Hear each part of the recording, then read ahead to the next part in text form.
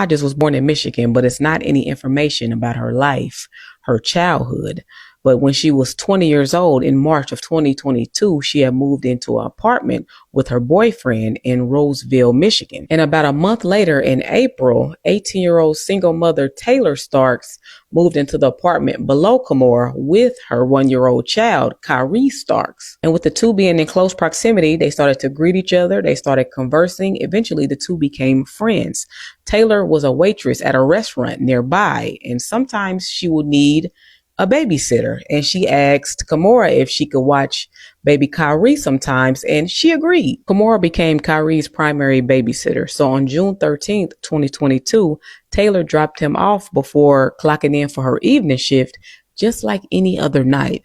But this night was different. Kimora was very impatient with Kyrie this night, to the point where she started texting Taylor crazy text messages saying that Kyrie is being sneaky, you're too soft on him.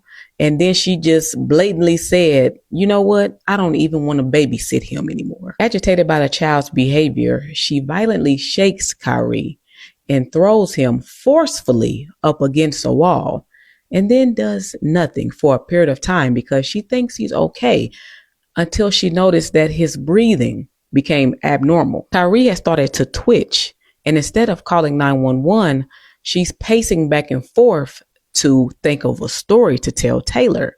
She then took a picture of Kyrie and sent it to Taylor, saying that he ate some soap and he's having an allergic reaction. When Taylor got this picture, she seen that her baby's face was swollen and his head was swollen. She immediately stopped everything she was doing and rushed over to their apartment. Now, when she got there, baby Kyrie was on the floor having seizure after seizure after seizure. On top of his ears were bleeding. Kimora stood up and said, he doesn't look normal. Bitch. The two dialed 911 and Kyrie was rushed to the hospital. Now, when they got to the hospital, the doctor immediately knew that this was not an allergic reaction. Kyrie had to undergo emergency brain surgery because of the extensive bleeding in his brain. Both of the blood vessels in his eyes were busted. His ear canals were actively bleeding. Kimora was arrested that same morning, and during questioning, she told the detectives that that was not supposed to happen. Y'all just want me to blame. Y'all just want me to say I took my anger out on him, and that's not what I did. But then she went on to say, maybe I hit him too hard, but I didn't take my anger out on him. She was held on a $250K bond, but that would change if Kyrie did not make it.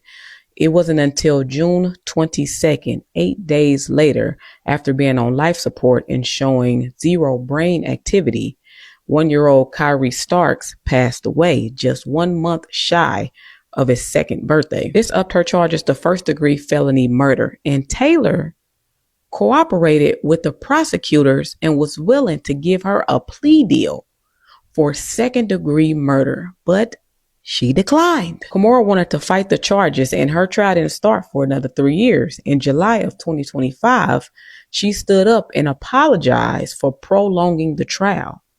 She said, I am sorry for prolonging this, but I just want to fight for my life and prove that I am not what those charges say I am. Well, baby, you should have took that plea deal because the judge handed down the maximum, mandatory life without the possibility of parole for felony murder.